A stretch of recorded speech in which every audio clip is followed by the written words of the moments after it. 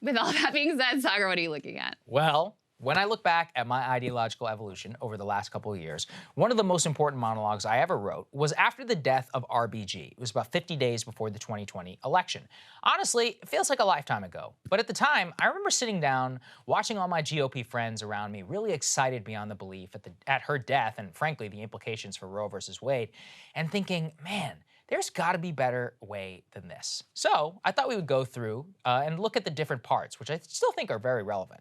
Here's what I wrote that day, quote, "We're all getting played by the elites of this country who have designed the system exactly this way in order to even remove the illusion of choice from our lives. Let me explain. Right now, if you're pro-life or you're pro-choice, you're pro-gun or anti-gun or pro or con, whatever your divisive social issue is, you basically have a gun to your head. If you're culturally conservative and you want a chance at preserving it through the courts, you should probably vote for Trump. And if you're culturally progressive and you'd want your agenda codified and expanded into law, you should probably vote for Joe Biden. And I want to be clear, that is the reality of situations, and many millions of people will act accordingly on November 3rd. But why the hell is it that way?" Here's what I continued. I said, quote, "Why? Well, because starting in the 1970s, Congress decided to explicitly make a choice. Debating abortion, gay marriage, guns, and all these other issues is very hard. Congress, hating doing hard things because then they might have to answer for them at the voters at the ballot box, both parties embraced the same strategy. Kick everything to the courts. Everything to the courts, including abortion and guns. And then Obamacare, Citizens United, Keystone Pipeline, antitrust law. So now we live under one of the great cons perpetuated upon the American people. We are now held hostage to our respective cultural values and forced to vote for people based upon a vote that they will then make a few times in a 6-year term in the U.S. Senate. And every single one of those senators knows something else too. At the end of the day, even if you're mad at them, you're probably still going to vote for them if you agree with them on social issues. Why? Because they will cast a vote for a Supreme Court justice who will then rule the way that you want on public policy. So they can screw us all day long economically, they can deny us stimulus payments, they can let the country rot, and they can vote to keep more troops in Afghanistan. But come voting time, they can come back to the district and claim, I have delivered on the promise to vote the right way on the court. What I wrote that day remains even more true today. A victory of the GOP that can take back to its evangelical base is taking just a few votes to confirm somebody in the Senate.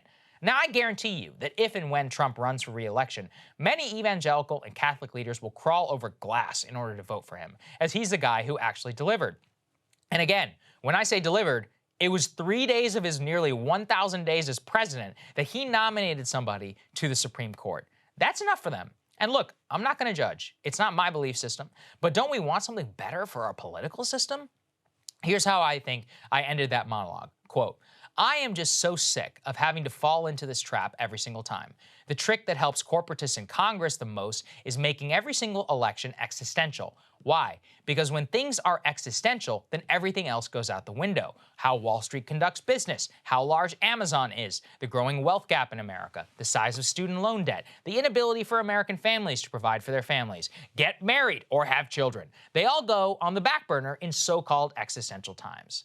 That, again, seems very prescient. As David Sirota wrote in reaction to the Roe versus Wade news, every oligarch in America is so effing psyched this morning. The country will be arguing about abortion for the next decade while they get to continue ripping everyone off. In fact, I can already confirm the U.S. Senate is already poised to ditch their entire agenda over the next couple of months and to hold votes on Roe versus Wade that we literally already know the outcome of.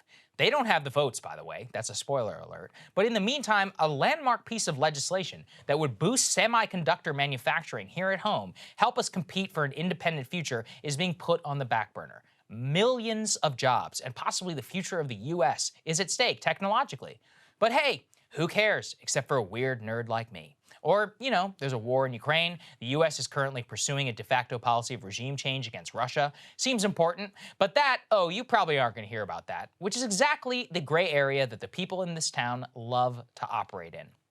They do better when nobody is looking. In fact, in retrospect, some of the most disastrous policy pursuits in the Syrian civil war by the United States happened exactly at the time of the hottest fights in Washington over immigration. Same with Afghanistan and Iraq policy, right before the rise of ISIS.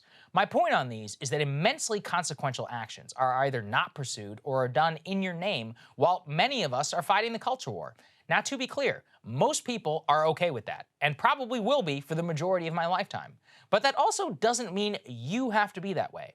Ultimately, that really is up to us and what we choose to get jazzed about. If I'm being honest, the stuff that gets me the right most incensed about politics is almost always a viral culture war video. And if you're on the left and you're honest with yourself, it is probably the same thing on your end, except it probably comes from like the mainstream media. It's okay, just admit it. A key insight I have found out about myself through both fitness and even doing this job a long time is controlling your impulses and moving past them. Checking your thought process and saying, does this really impact the way I live my life? What utility does my emotion have right now? Can it be productively used towards a different end? And then sucking up and do something else. This will probably never happen at total scale, but you really don't need that to be effective. That's really my message coming out of this entire thing to you and everybody else. American politics is a game of coalitions. Just look at the pro-life folks. They're only 1/3 of the entire country. So now the answer really is you simply need to form your own coalition and demand a new standard over many decades. That's what I ended that monologue some time ago with, and I'll repeat it. Quote, the only way in order to change things is to treat issues like our economic future as existential, as the social values that govern our lives. This is a tall order, I realize. To the religious right, it sounds like moral equivalence on something where it simply doesn't exist. To the progressive left, it sounds like you're willing to sacrifice any individual's chance at a future in favor of making life better for some others. But I would posit, once again, that at a time like this, we've had more to lose, and that as citizens, we deserve a chance to vote for someone or something other than a single vote that they'll take on the bench, but instead to take votes on issues that we can literally determine how we live every second of our lives. It was interesting going back on that monologue, Krystal. I really remember, actually. Cable news is ripping us apart, dividing the country, making it impossible to function as a society, and making it impossible to know just what is true and what is false. But the good news is they are failing and they know it. That is why we're building something new, a new mainstream, a healthier one, something more trustworthy, something that we are going to need in one of the most pivotal times in American history. We are building up here for the midterms, for the upcoming presidential election, but we need your help. So if you can help us out by becoming a premium member today at breakingpoints.com, we're trying to change America for the better and the entire world. So what are you waiting for, guys? Go to breakingpoints.com and sign up and help us build a new mainstream.